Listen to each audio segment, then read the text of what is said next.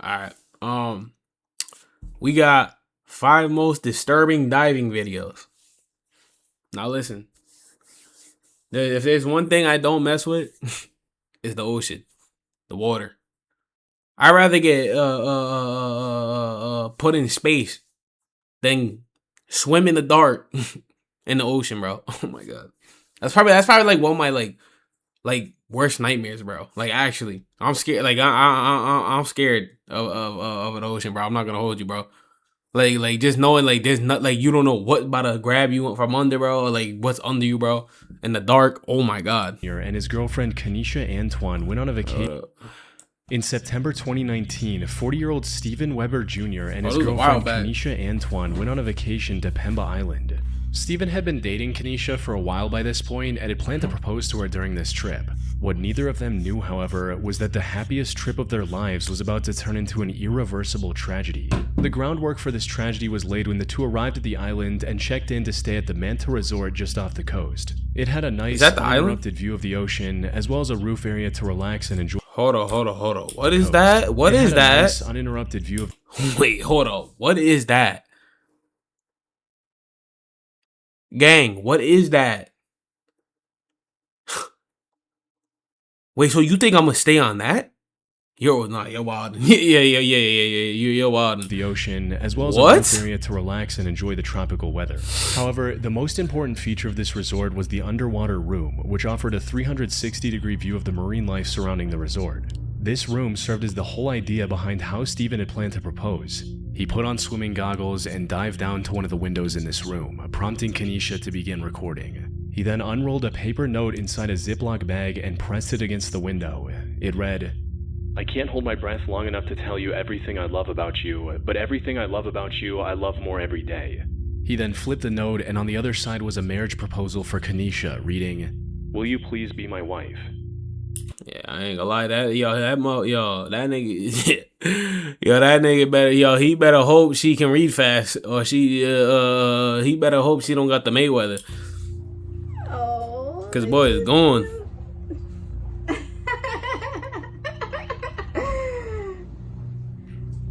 There's more? What?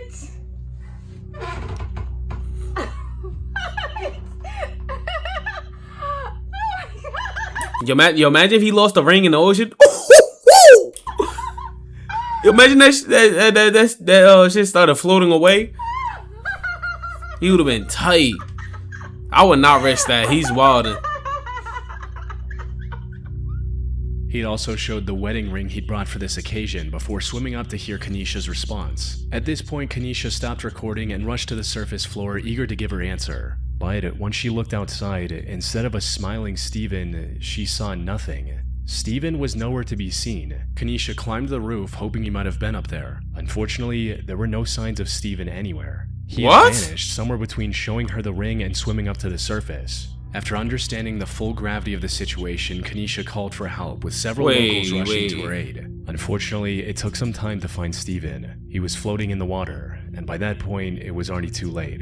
Some resort workers tried to revive him with CPR, however, it wasn't effective. Steven had miscalculated how long he could hold his breath underwater and drowned before he could reach the surface. You can even see his hand shaking as he holds the ring near the end of the video, his body desperately telling him he needs air now. But in an effort to get his point across and make the moment that much more special, he ignores this, and unfortunately pays the ultimate price. Mini Joe is a YouTube channel that occasionally posted travel videos up until 3 years ago. Most of these were typical travel vlogs. I'm not gonna lie, he just gave her the craziest trauma, bro. I'm not gonna lie to you. Of different expeditions around the world.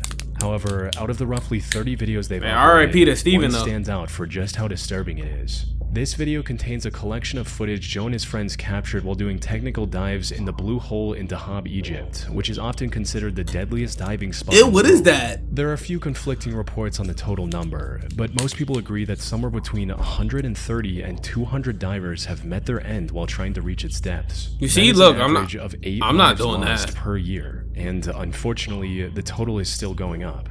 Of 8 lives lost, divers have met their end while trying to reach its depths. That is an average of 8 lives lost per year.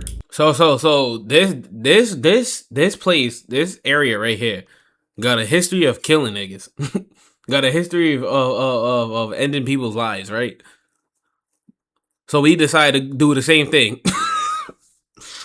And you wanna yo humanity, and you see why humanity's like just fucked.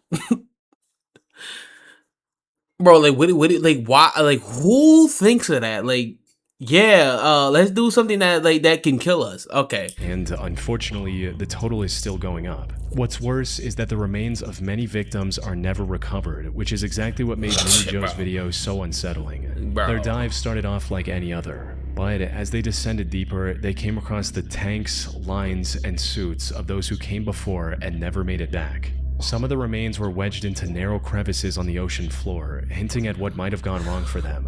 Most were also taken over by the environment, suggesting they might have been down there for years. Above all, these encounters served as a constant this should give me reminder of the anxiety true just danger even of looking at technical this. diving.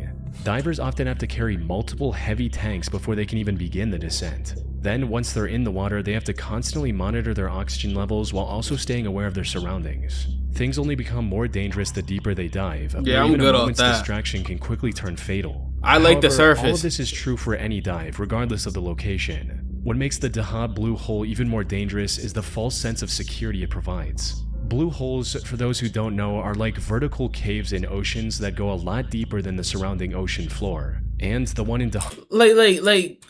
How do you see this picture and decide let's go diving in there? Like, I don't understand that. Like, are you okay?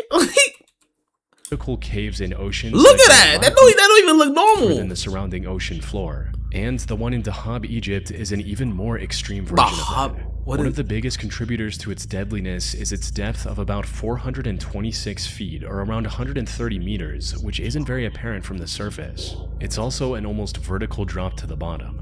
This catches many divers off guard, causing them to miscalculate their gas levels and tragically become another name on the memorial near the diving site. One of the most well-known cases of this is 22-year-old Yuri Lipsky, a Russian diving instructor with plenty of experience under his belt. However, he had no prior experience with the Dahab Blue Hole, resulting in it taking his life.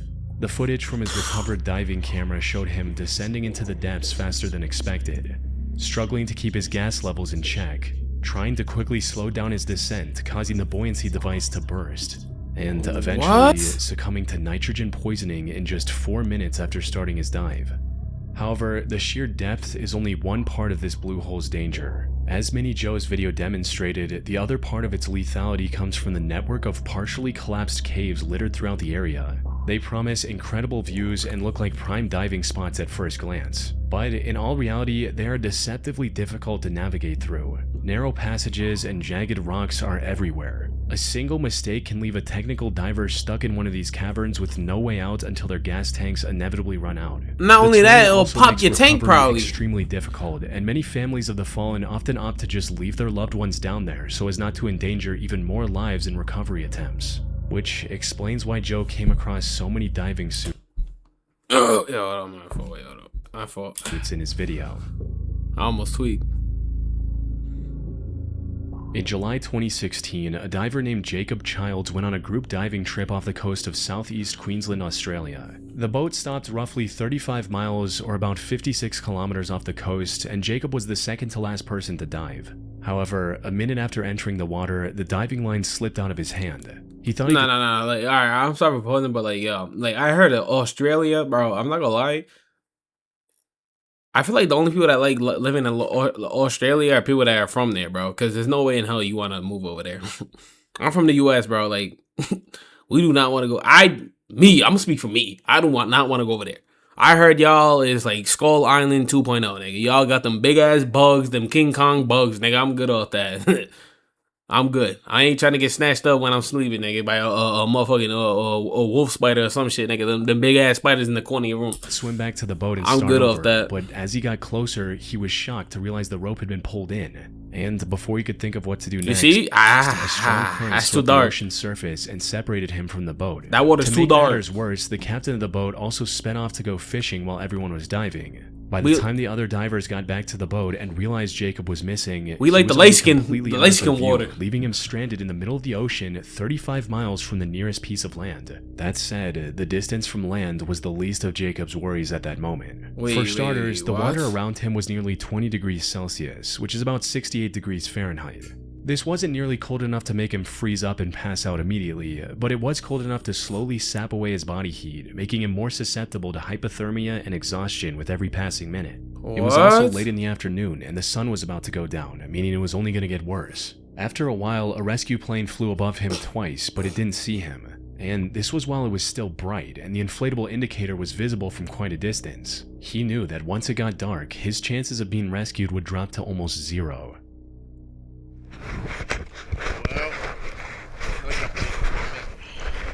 Wait, so what happened? Going down. If the sun goes down, they won't do nothing. That's a wrap on old.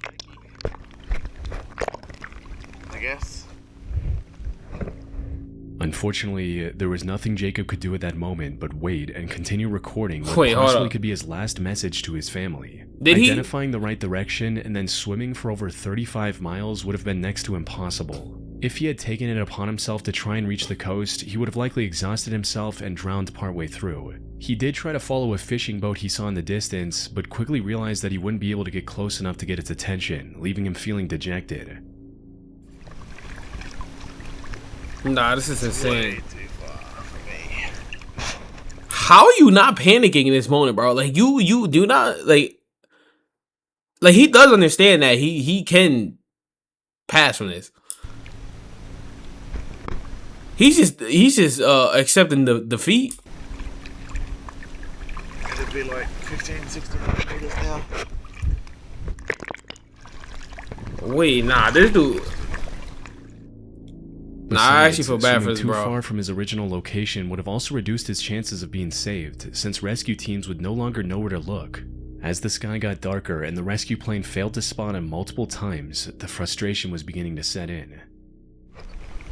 There's a plane coming back.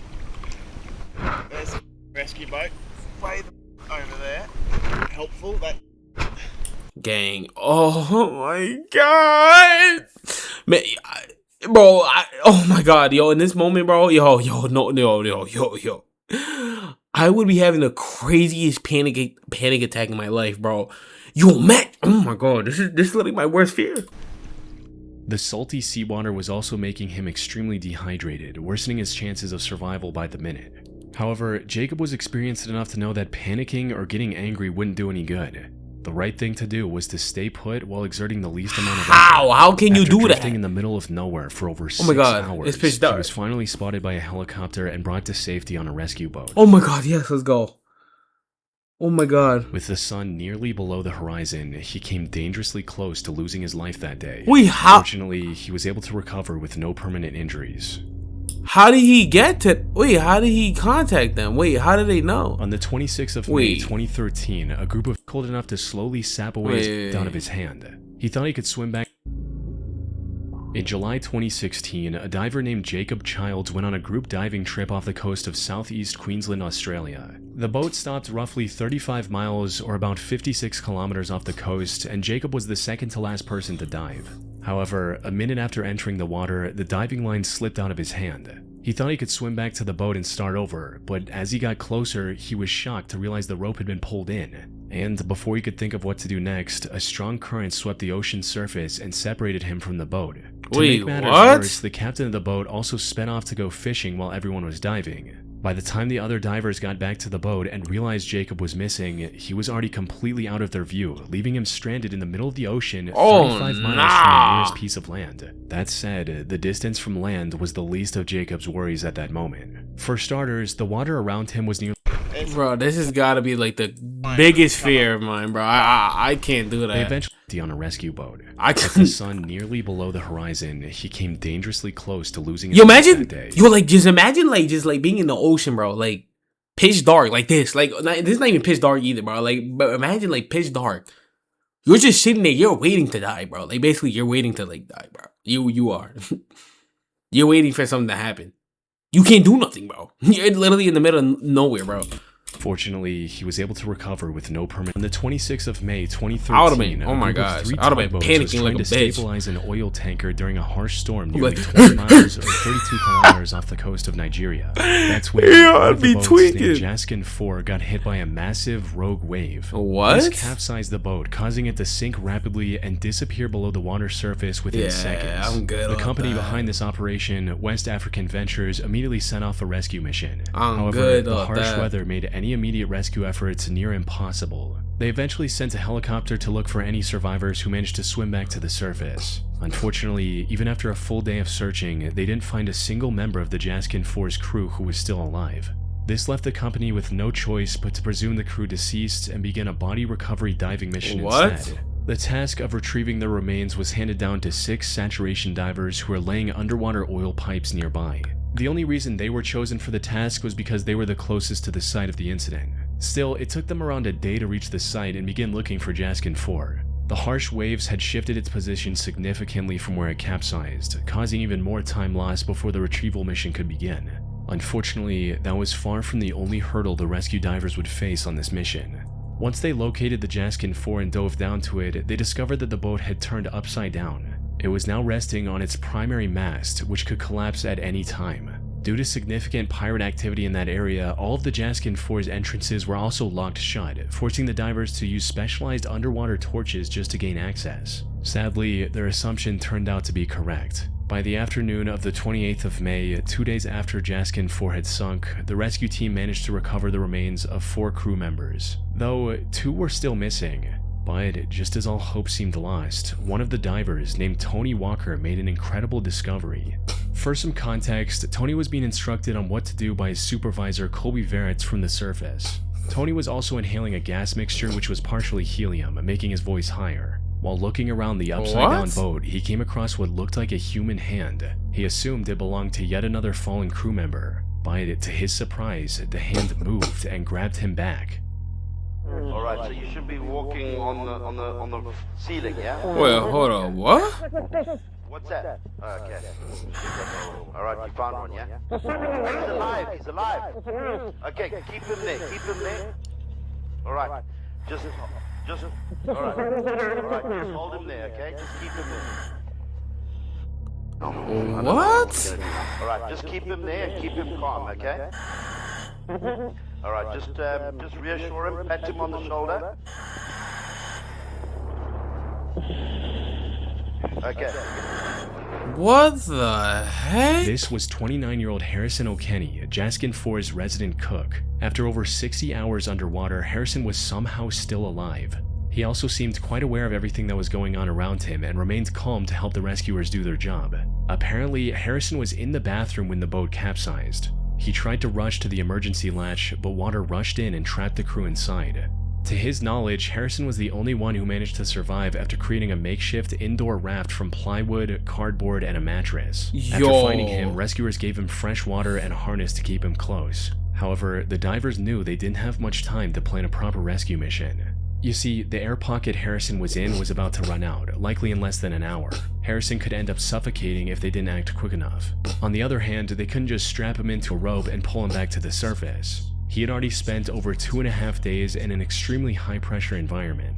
Taking him to the surface too quickly could have caused decompression sickness, which in extreme cases can also be lethal. Fortunately, due to their job of installing underwater oil pipes, the divers were uniquely equipped to deal with these exact issues. More specifically, they had a pressurized diving bell attached to the vessel, which they put Harrison in after consulting a doctor. Had this been a standard diving crew with regular scuba gear, they wouldn't have had anything to keep Harrison alive. Once back on the surface, he also had to spend some more time in a decompression chamber to avoid decompression sickness, and was fairly okay after that. However, What? while he recovered physically, the mental trauma of being trapped in an upside-down boat on the ocean floor for over 2 days with no idea if anyone was coming to save him left him with PTSD. Oh, something I he is believe still it. recovering from to this day. I believe it. Yo. What? On December 13, 2013, YouTuber Kodiak Thunder uploaded a video showing a near-death experience he had while diving. Unlike many other divers, You see, bro. This is what I'm talking about, bro. The dark, man. Kodiak's motive wasn't to The just dark dive water, as deep as he nigga. could or reach some underwater landmark. Yo, Instead, get out his of diving there. sessions were more about catching fish and crustaceans by hand or with a spear gun. But while chasing a lobster, sea he swam rat. too far into an underwater cave. He managed to catch the lobster he was after, but when he turned around, he had no idea how to get out. You're an idiot. You gotta be stupid, gang. This nigga's panicking like, niggas, yo, that nigga panicking like a bitch. I would be. Fuck. I'm like, Nah, he's actually so stupid. He's actually dumb.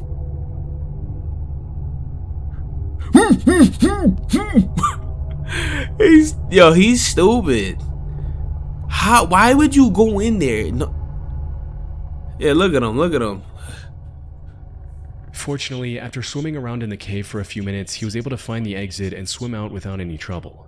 However, this was incredibly lucky. The thing is, diving on its own is incredibly dangerous. A single distraction can quickly spiral into an irreversible tragedy. But unless they're very deep, divers at least have the option to just swim up to the surface and wait for rescue. Though not with you can't see diving. nothing around you. One of the primary hazards in a cave is the environment itself. Unlike the open ocean, many underwater caves have floors covered in extremely fine silt. A poorly controlled fin kick, or even the exhaust bubbles from a regulator hitting the ceiling can dislodge this sediment.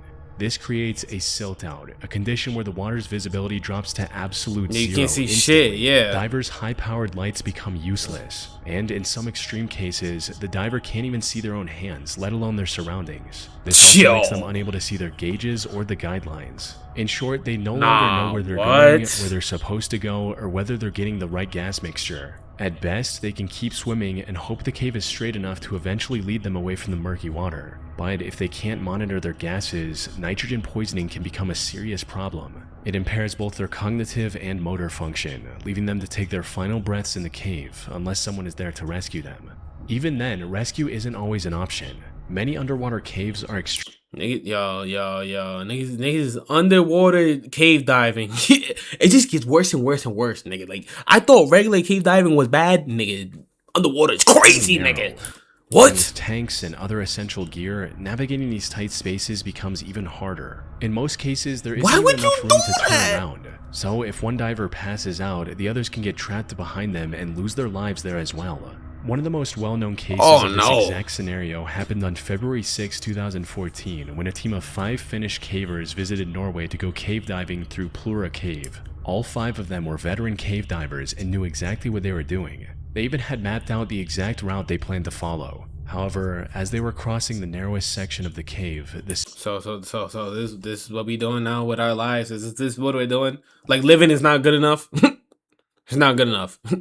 cylinder of one of the divers got stuck, preventing him from moving forward and blocking the others behind him. The chaos of the situation resulted in 2 of the divers panicking, failing to monitor their gauges, and passing away within minutes. So dumb, the other 3 barely made it out alive as well. One had to squeeze past the stuck diver by removing his gear and swimming the rest of the way, gasping for air from tiny pockets along the ceiling. The remaining 2 had to turn back and exit through the original entrance with almost no air left in their tanks. The fact that any of them made it out alive was nothing short of a miracle, highlighting the true horror of underwater cave diving. Because when things go even slightly wrong during a cave dive, even the most experienced and well-prepared divers can struggle to survive. What's the point of that? I don't understand that shit. I don't understand that. Oh my god, I guess that actually gets me like tight, bro. Like, why, bro? Y'all is sick, bro. Oh my gosh. But what is it? Yo, let me know what y'all thought about this, brother. I like, this gave me like a more open eye of like how dumb people are in this world, nigga. This is actually crazy. But y'all have to do like, comment, subscribe to the channel, right? Like this bitch up, comment down below. Let's get to 2,000 subs. All right, I'm out. Peace. Love y'all. And I'm out.